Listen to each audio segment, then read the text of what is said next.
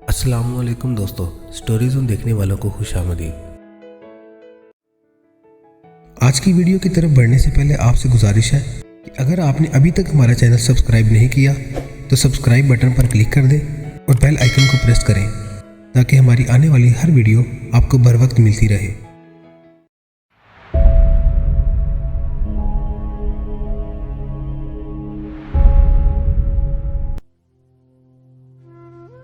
मक्का से कूफा रवानगी।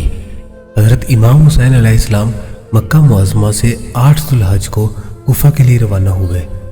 जब आप रवाना होने लगे तो आपकी खिदमत में दरख्वास्त की गई कि आप कुछ दिन और मक्का में गुजार लें, लेकिन हज़रत इमाम हुसैन अलैहिस्सलाम के सामने उनके वालिद गिरामी का ये इरशाद था कि मक्का मुअज़्ज़मा का तक़द्दुस एक शख्स के सबब पामाल होगा और उस एक शख्स के सबब से मक्का में खून बहेगा।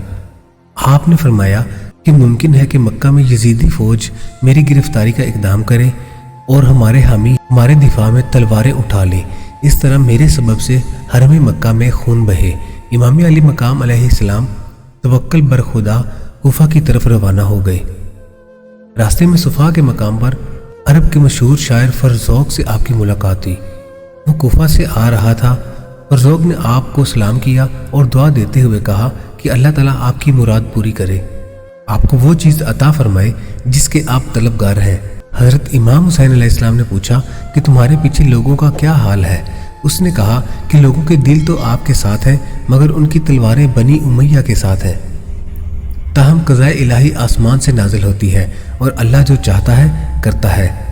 आपने फरमाया तुमने सच कहा, बेशक पहले भी अल्लाह ही के हाथ में अमर था और बाद में भी उसी के हाथ में अख्तियार है। वो जो चाहता है करता है। हमारे रब की हर रोज़ नई शान है। अगर क़ज़ाए इलाही वही है जो हम चाहते हैं तो हम अल्लाह की नेमतों पर उसका शुक्र अदा करते हैं और शुक्र अदा करने पर भी वही हमारा मददगार है। और अगर क़ज़ाए इलाही हमारी उम्मीद के ख़िलाफ़ है तो जिस शख्स की नीयत सालेह हो और वो मुत्तकी हो तो उसकी शिकायत नहीं करते। इसके बाद इमाम अली मकाम अलैहिस्सलाम ने अपनी सवारी को चलाया और सलाम करते हुए दोनों एक दूसरे से रुखसत हो गए। फरजौक से मुलाकात के बाद काफिला हुसैन अलैहिस्सलाम आगे बढ़ा तो आपके भांजे हज़रत औनो मोहम्मद अलैहिस्सलाम अपने वालिद हज़रत अब्दुल्ला बिन जाफ़र अलैहिस्सलाम का ख़त लेकर पहुंच गए। ख़त में लिखा था, मैं खुदा के नाम पर आपसे इल्तिजा करता हूँ कि मेरा ये ख़त देखते ही आप वापस लौट आए।